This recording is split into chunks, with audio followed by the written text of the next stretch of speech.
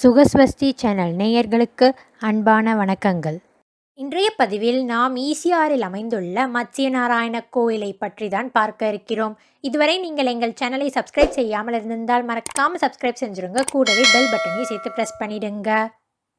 இந்த கோவிலானது வங்காள விரிகுடாவின் கரையில் கடற்கரைக்கு மிக அருகிலேயே கட்டப்பட்டுள்ளது. இங்கிருக்கிற சிலைகள் மற்ற கோவில்களில் இருப்பது போல 4 சுவர்களுக்குள் இல்லாமல் தூண்களுக்கு நடுவில் அமைந்திருக்கிறது. வெட்ட வெளியில் அமைந்துள்ள இந்த கோவில் ரொம்பவும் அழகாகவே காட்சி தருது. மத்ஸ்ய அல்லது மீன் அவதாரமான விஷ்ணுவின் முக்கிய சிலையான பிரதான விக்கிரகம் 12 அடி கிரானைட் கற்களால் செதுக்கப்பட்டுள்ளது. இங்கிருக்கிற தூண்கள் எல்லாமே 9 அடி உயரம் கொண்ட தூணாக அமைஞ்சிருக்கு.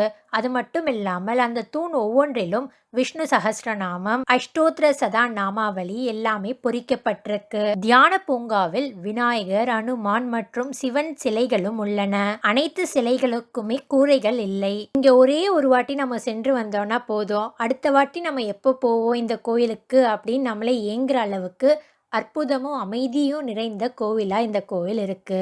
மொத்தமா நடுவில் இருக்கிற பிரதானமான மத்ஸ்யநாராயணரை சுற்றி 108 தூண்கள் அமைக்கப்பட்டிருக்குன்னு சொல்றாங்க. 25 வருடங்களுக்கு முன்பு சின்மியா மிஷனுக்கு தானமாக கொடுக்கப்பட்ட இடத்துல இந்த கோவிலை கட்டியிருக்காங்க.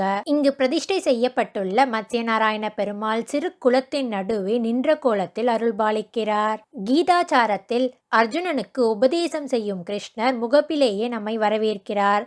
முழுமுதற் கடவுளான விநாயக பெருமானை வழிபட்டுவிட்டு நாம் மத்ஸ்யநாராயணை தரிசிக்கும் வண்ணம் இந்த கோவில் அமையப்பெற்றிருக்கு. மேலே மனித ரூபமும் கீழே மத்ஸ்ய ரூபமும் கொண்டு பகவான் பக்தர்களுக்கு அருள்பாலிக்கிறார். ராம, லக்ஷ்மணர், சீதை மற்றும் அனுமான் சன்னதிகளும் முருகப்பெருமானும் பகவான் ஸ்ரீ கிருஷ்ணரும் இங்கு அருள்பாலிக்கின்றனர். மத்ஸ்யநாராயணருக்கு அருகிலேயே விஷ்ணுவுக்கும் லக்ஷ்மி தேவிக்கும் ஒரு சிறு சன்னதி அமைந்துள்ளது. ஆஞ்சநேய பெருமான் மத்ஸ்யநாராயணனை நோக்கி கைகூப்பியவாறு காட்சி தருகிறார். ஆதி பரம்பொருளான சிவபெருமானும் இங்கு நமக்கு அருள்பாலிக்கிறார். இந்த கோவிலை சுற்றி வருவதற்கு 2 வழிகள் உள்ளது. ஒன்று சாதாரண சுற்றுப்பாதை, இரண்டாவது கூழாங்கற்களை வைத்து அமைக்கப்பட்ட பாதையாகும்.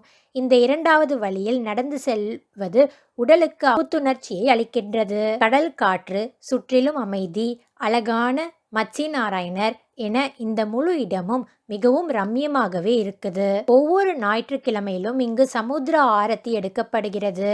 அது பார்ப்பதற்கு காசியில் நடைபெறும் கங்கா ஆரத்தி போலவே இருக்கிறது. ரொம்பவும் அழகும் ரம்மியமும் நிறைஞ்ச இந்த கோவில் காலை 6 மணி முதல் 10 மணி வரையிலும் மற்றும் மாலை 5 மணி முதல் 8:30 மணி வரையிலும் திறந்திருக்கும். உள்ளூர் மக்கள் மற்றும் இல்லாமல் சுற்றுலா பயணிகளும் இந்த கோவிலை வந்து தரிசனம் செய்கின்றனர். இத்தனை சிறப்புகள் நிறைந்த இந்த கோவில் ஈசிஆர் சாலையில் உத்தண்டி என்னும் பகுதியில் அமைந்துள்ளது. இந்த கோவிலோட லொகேஷனையும் நான் டிஸ்கிரிப்ஷன் பாக்ஸில் தரேன், அதனையும் நீங்கள் பயன்படுத்தி கொள்ளலாம். இந்த கோவிலுக்கு நீங்கள் ஏற்கனவே போயிருக்கீங்கன்னா உங்களுடைய அனுபவத்தை கமெண்ட் பாக்ஸில் ஷேர் பண்ணுங்க. இது போன்ற ஆன்மீக பதிவுகளை நீங்கள் உடனே பெற எங்கள் சேனலை மறக்காமல் சப்ஸ்கிரைப் செஞ்சுருங்க. கூடவே பெல் பட்டனையும் சேர்த்து ப்ரெஸ் பண்ணிடுங்க. இன்றைக்கு இந்த பதிவு உங்களுக்கு பயனுள்ளதாக இருக்கும் என்று நம்புகிறேன். மீண்டும் உங்களை அடுத்த பதிவில் சந்திக்கும் வரை நன்றி, வணக்கம். இந்த வீடியோ உங்களுக்கு பிடிச்சிருந்தா லைக் பண்ணுங்க, கமெண்ட் பண்ணுங்க, ஷேர் பண்ணுங்க. மறக்காம சப்ஸ்கிரைப் பண்ணுங்க.